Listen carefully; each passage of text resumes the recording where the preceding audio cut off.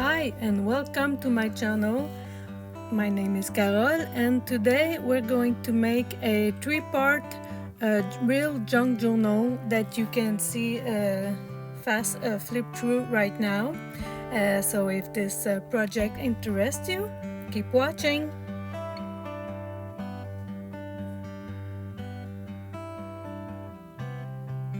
So I'm starting with choosing pretty much any kind of scrap paper, scrap cardboard, anything you keep in your craft room to make either your ephemera or your junk journals.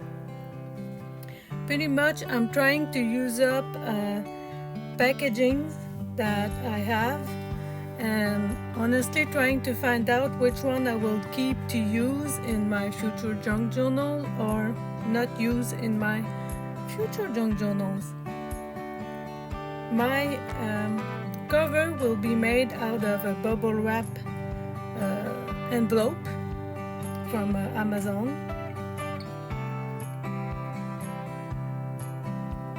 Since my binding will be a tab style, then that's why I cut it in two. I'm making sure my scrap cardboard will fit within the cover.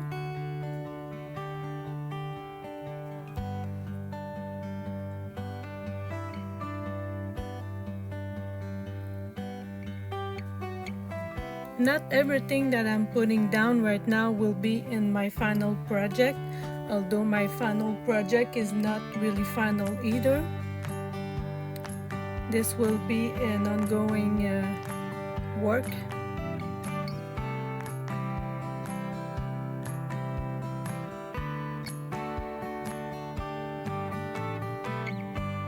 It will make a rather thick journal, but that's why I'm trying it. This is an experiment. So my type binding will be made out of jute. This is not the best product to use as a tab. It's a very open jute, and glue will seep through, and the cross binding will actually try to get away from you. But this is what I have in bulk, and I was really trying to find a use for it.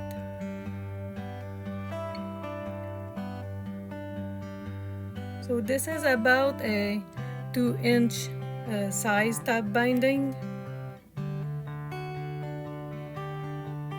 but I'll have to make it cut it down to size when I will be making it. So this is basically how it works. You put the 3 down, you put 2 on the other side, and not like this, but with the envelope example, it's better. It's not complicated, but you have to be aware of how to do it.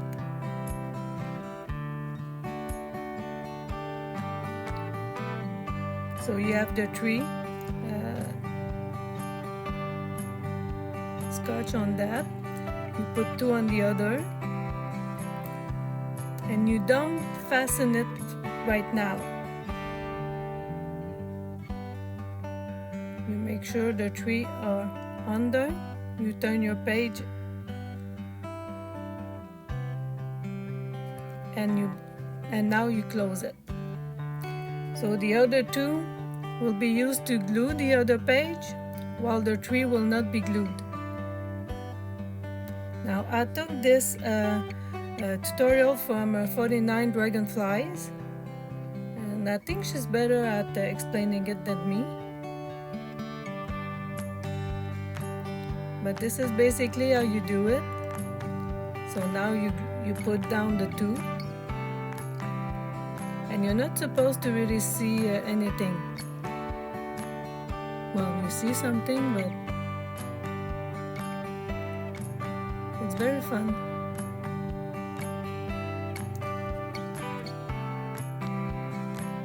Hope it didn't make you more mixed up than before. Now I'm choosing some papers. Those are freebies from Tati at Tati Treasures.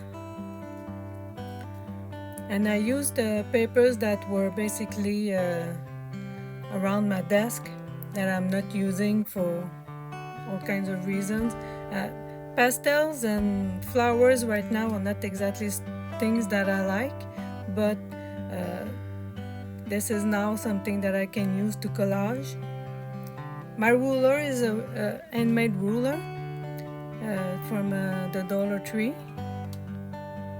the dollar store.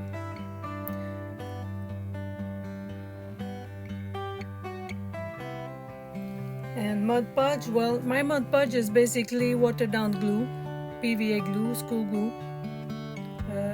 Don't see the point when you're doing this kind of gluing to actually use the real Mod Podge, since the real Mod Podge seems to have some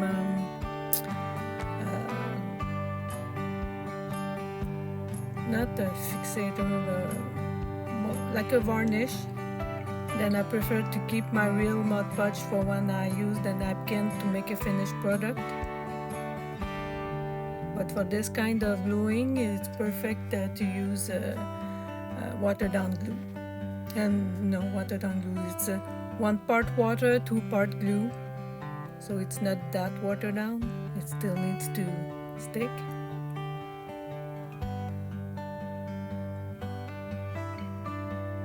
Now, making this kind of collage on packaging, bubble packaging, actually brings some solidity to the packaging, so that's nice. You don't have to put like a piece of cardboard to keep it in shape. And this is a great way to spin all the book pages you have. One thing I didn't anticipate when I started junk journaling is how little of books I would actually use compared to all the books I'm actually got, just in case I needed books. There's going to be a big cleanup to do with that, because really a dictionary and an old romance book is pretty much all you will need. The extras will be like other tongue books in other language, just for the different language written in it, or specialty books. But otherwise, this is really one dictionary and a romance book and a few specialty, and that's all you need. You don't need any other. So Kleenex box, yeah, those are easy to keep around, and honestly I was starting to think, what am I going to do with these? So I'm using the window as exactly that, see-through, and to feature the owl. The other paper is one I was experimenting on with, I believe, press plate, so it made a design on it, and I figured I could keep putting découpage on it. This is a homemade washi tape. I have a video on that. If you want to look at it, I will put it in the description box or in the list at the right top corner of your screen.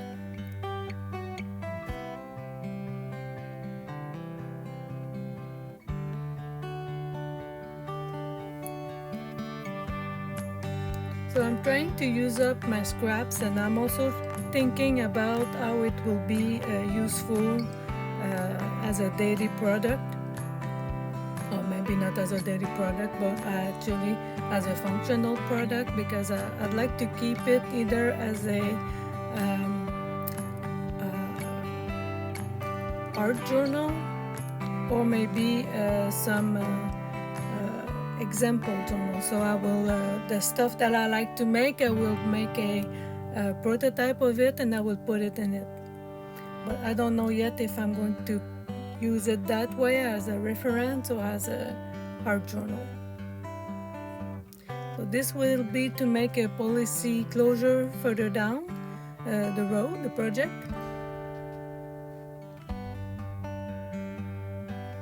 And Kleenex tabs are really good for it.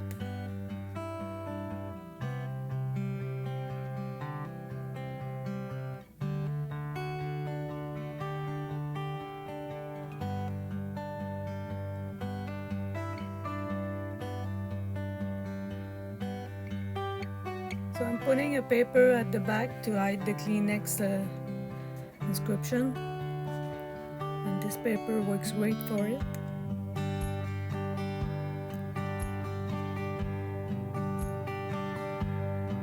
Now this is an envelope that I tried to replicate from a tutorial of Bohemian crafting, the Peekaboo envelope video. Let's just say it didn't exactly work out as I was planning. So there's a lot of flippy things, and there's a lot of turning around, and there's a lot of holes to make. Bohemian crafting seems to have a different brain than mine. If I had to remake something like this, I would simply use a different envelope size and build something, but not from one big envelope like she did. This was way too time consuming for me to follow along, to try to replicate. So I will not be trying to do that again, at least not the same way as Bohemian crafting did.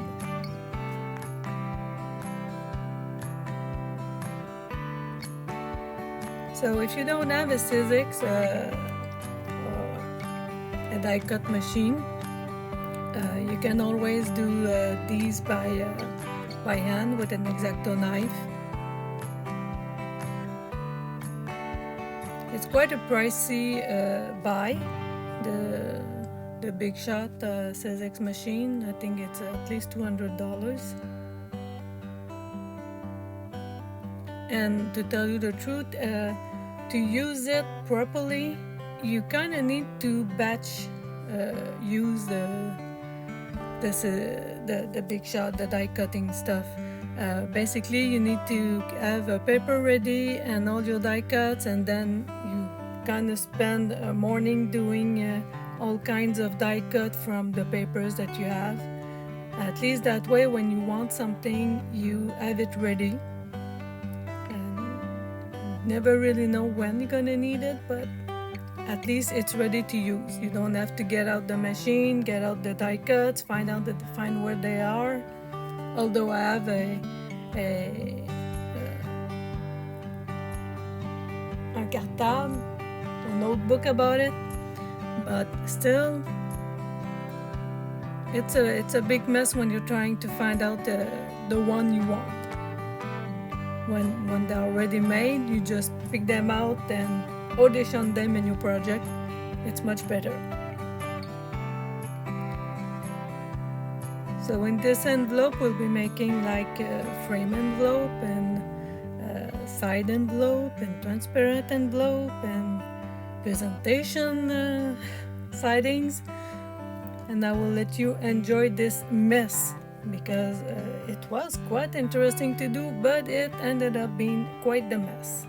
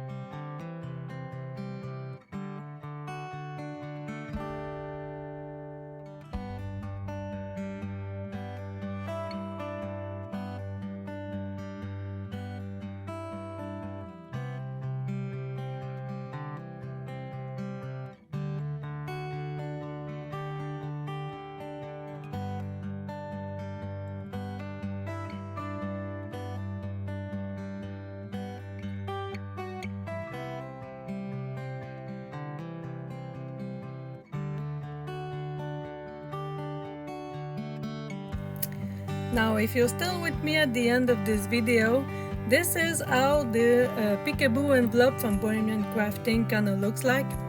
It's a mess, but it's quite the experiment. I don't know how she does it, but it looked much better with hers than with mine. And if you're happy with this kind of project, I have 2 other installments, and I would like to see you on the part 2 and part 3. So please subscribe to my channel. I also have a Ko-fi page. I will leave the links down below. And I also have a playlist for English for my English videos that will be in English, please. So goodbye for now, and I'll see you in the next video. Bye!